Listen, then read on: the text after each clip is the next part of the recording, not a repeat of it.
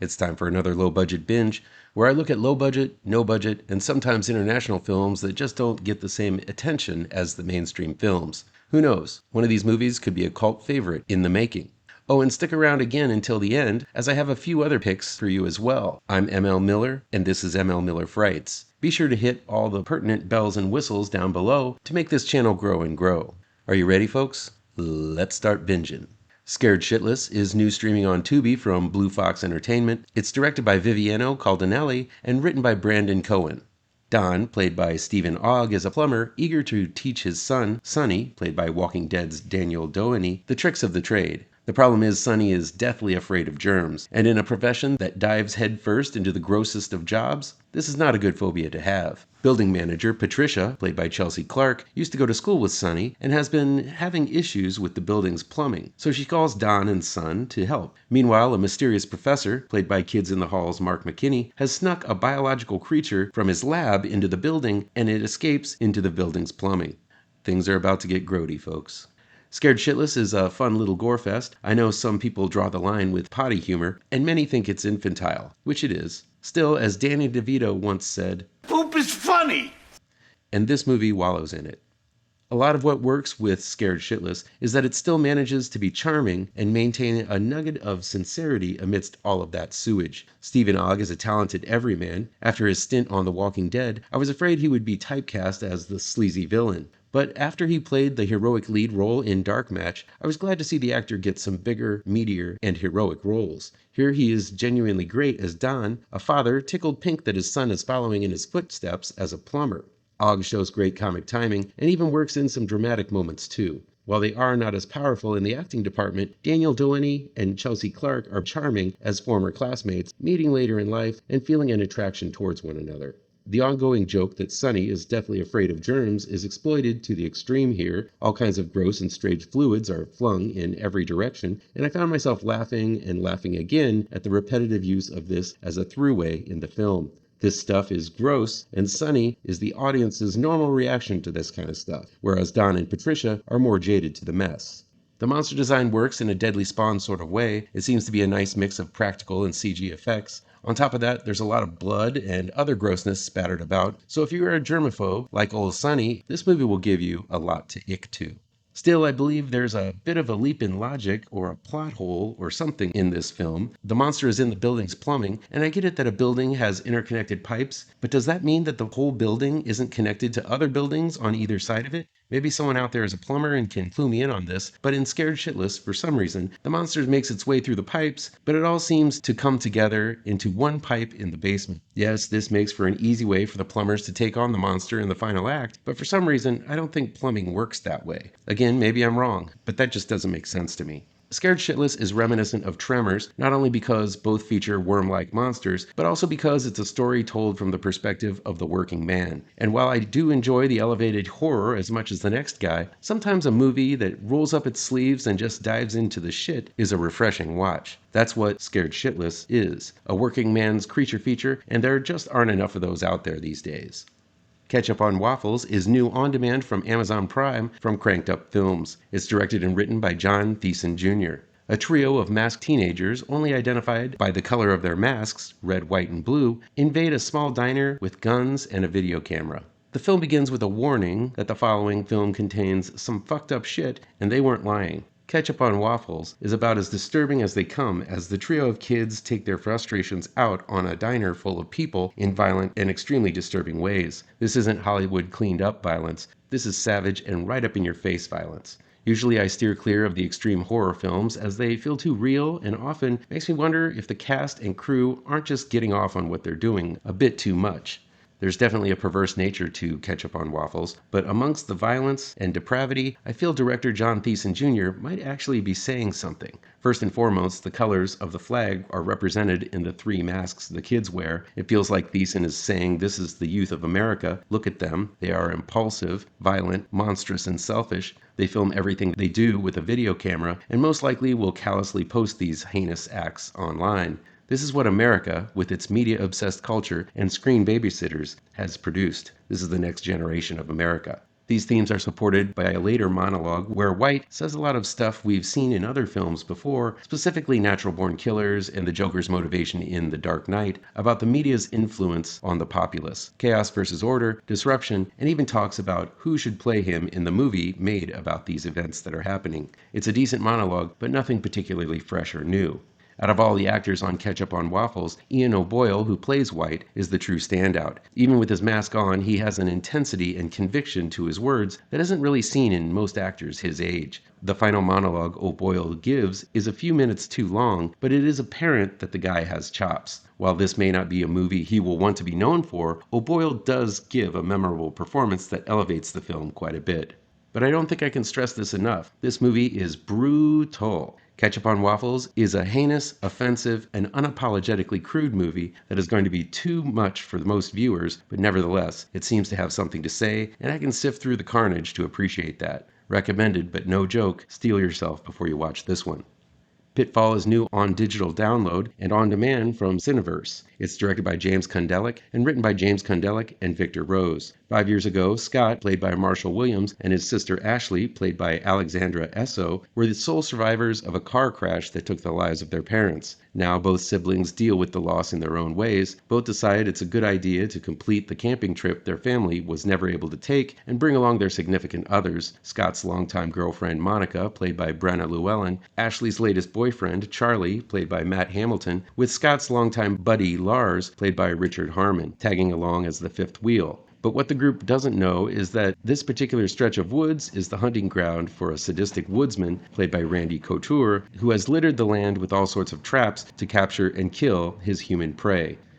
Pitfall hits the ground running by picking up on the tail end of the last group of trespassing people, the Hunter massacres. Even as the new quintet of unlucky campers are loading up and beginning their hike, it's pretty cool that the story begins at the tail end of an earlier story, a movie that doesn't exist, but still is a great way to throw the viewers right into the action. And Pitfall doesn't really stop running, falling, jumping, and killing until the credits roll. The momentum of the first half of the film is admirable, as in between the getting to know you moments with the new group, the filmmaker sprinkles what's left of the other group attempting to find their way out of the woods and away from the hunter's sights.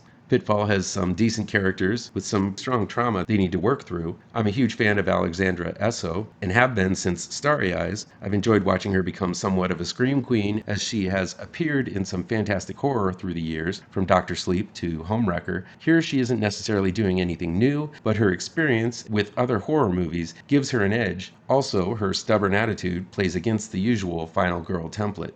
The other lead, Marshall Williams, who plays Ashley's brother Scott, I know less about. Apparently, he's worked in a lot of Lifetime movies and not a lot of horror. He's good here as the burly brother who is only slightly better adjusted compared to his sister, but I couldn't help but feel that this film has one too many lead protagonists. It doesn't help that another genre vet, Richard Harmon, is there too as Lars, and again, the baggage he carries from other horror ventures serves as a good shortcut here, saving the viewer time to get to know him, as he is basically the same snarky character he was in Final Destination Bloodlines. Again, though, the thing that kept bugging me is that it would have worked better if Alexandra Esso's Ashley would have been the one stuck in the hole and forced to face her demons, as she seems to be the one who's the most messed up of the two siblings. Turns out Scott needed some hole therapy after getting lost from the rest of the group. Anyway, here he falls into a spiked pit trap built by the hunter. This makes for some cool, psychologically potent scenes of Scott confronting his own fears and survivor's guilt. Scott's role also required quite a bit of physicality, which might have been why Esso didn't do it. But to me, it would make more sense that the most messed up of the group, Ashley, would have been forced to face herself and crawl out of the hole as a form of catharsis.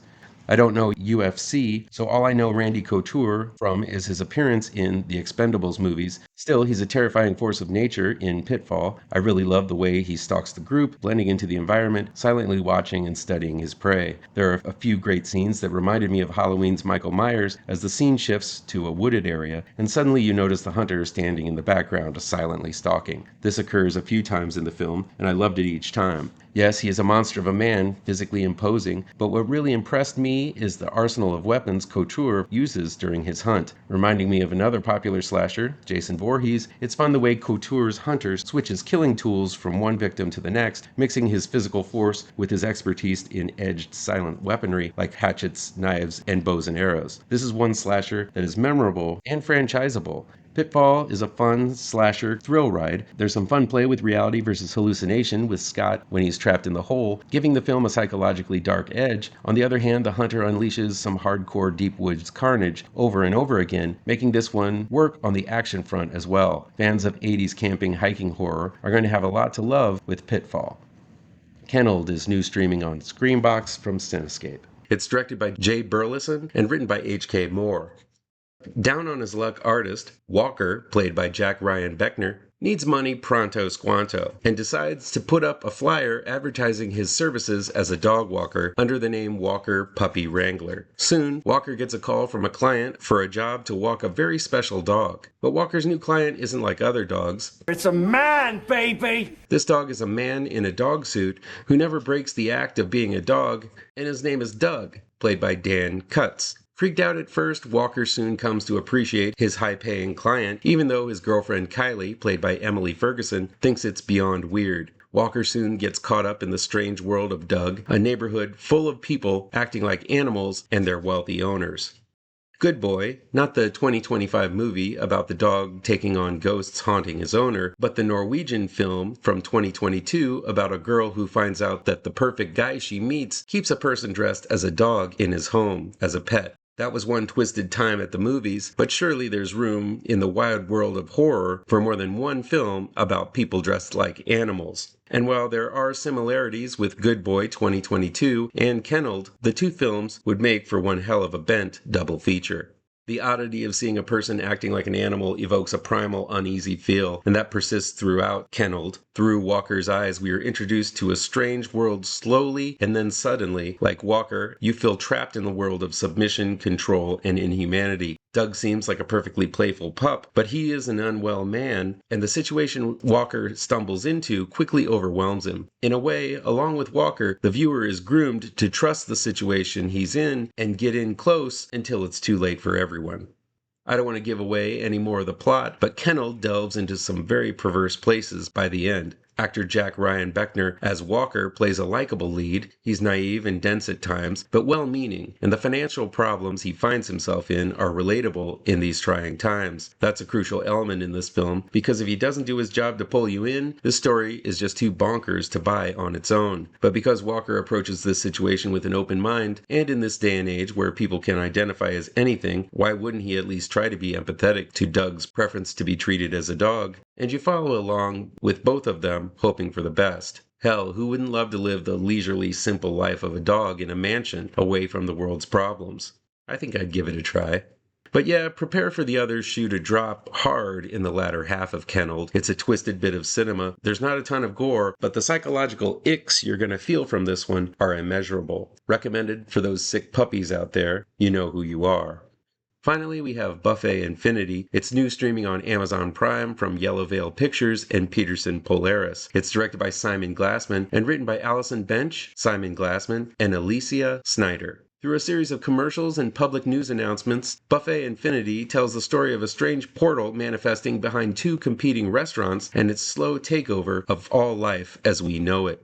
I love it when films attempt to tell a story in a new format, and while telling a tale by interlacing mixed media has been done before, Buffet Infinity feels like something new, challenging, and refreshing. Reminiscent of the frantic pace of Adult Swim's late-night mania-inducing shows, specifically Casper Kelly's Too Many Cooks and his Yule Log films, with a little bit of Tim and Eric's awesome show Great Job, and a heaping helping of the short film Great Choice, where people become conscious they're trapped for eternity in a repetitious commercial. If you put all those together, that's pretty much the feel you're going to get with Buffet Infinity. The film tells a complete and nihilistic story of the world being taken over by a benevolent force, only using commercials to tell the tale. Buffet Infinity starts out innocent enough as an omniscient person with a remote control flips through channels and winds up watching commercials more than actual shows. An infuriating experience I've had before where I myself feel I've been caught up in my own special hell. But as these commercials and news reports go on, it becomes clear that these commercials, meant to instruct you to buy products and purchase services, are being used as a means of manipulation by those not looking out for your well-being. Slowly, the mention of a sinkhole behind the building is worth worked in at the tail end of some commercials, a sinkhole that is widening as the film goes on. Then reports of missing people start popping up amidst commercials offering new details on newly processed foods. Strange men in black begin to float in the skies of the small town. Soon, what is being depicted as normal in these commercials shows a life of servitude,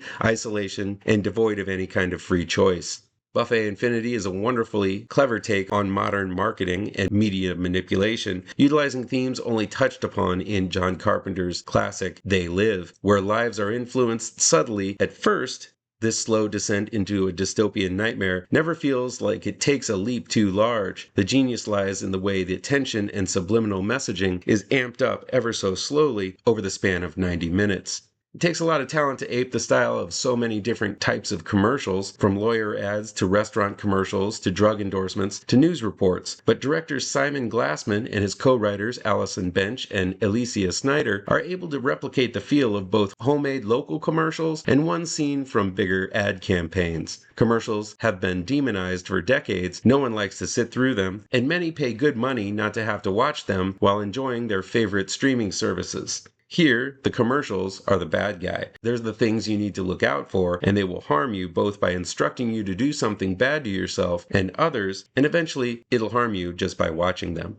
Making the commercials into the threat of the film is simply genius to me, and while those who like a more straightforward story may be put off by this type of story by increments, I don't mind a movie that makes me think and dig a little through the minutia to understand the real threat. Buffet Infinity is that type of movie. I can see Buffet Infinity becoming a cult classic, one of those films that can be studied in the way it reflects media manipulation in modern society, and how it very well could be the end of us all. This concept will go over some people's heads, but this is a thinking man's horror film. While there are hardly any jump scares or over-the-top gore, the film still terrified me more than most in how it slowly communicates an overwhelming sense of dread, so much so that I had to unplug from everything electronic for a bit after watching it.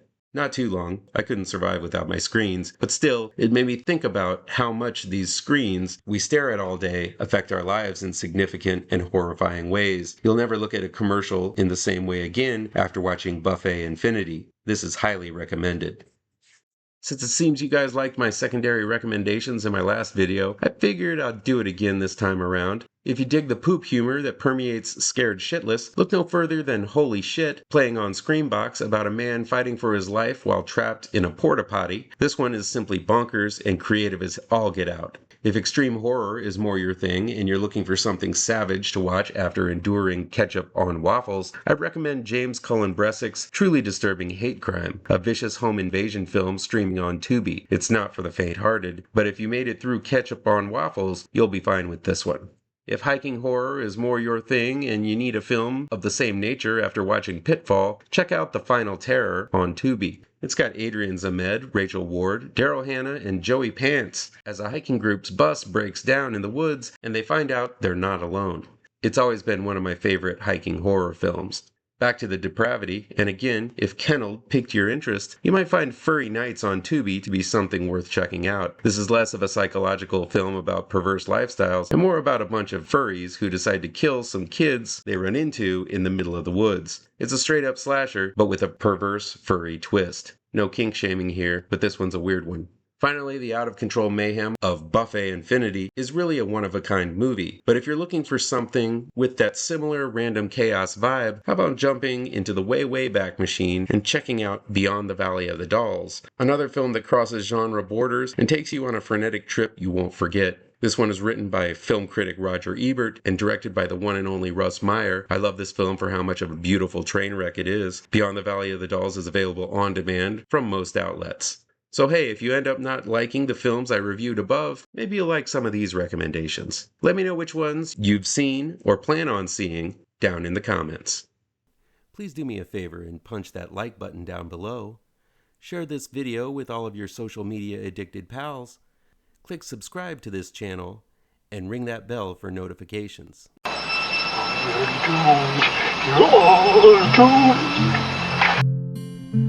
You're doomed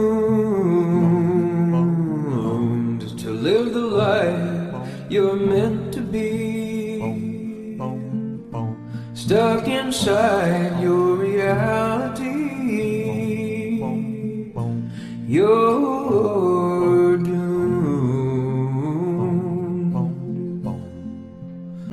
Oh, you're doomed. You're doomed. God live the life that you are meant to live inside.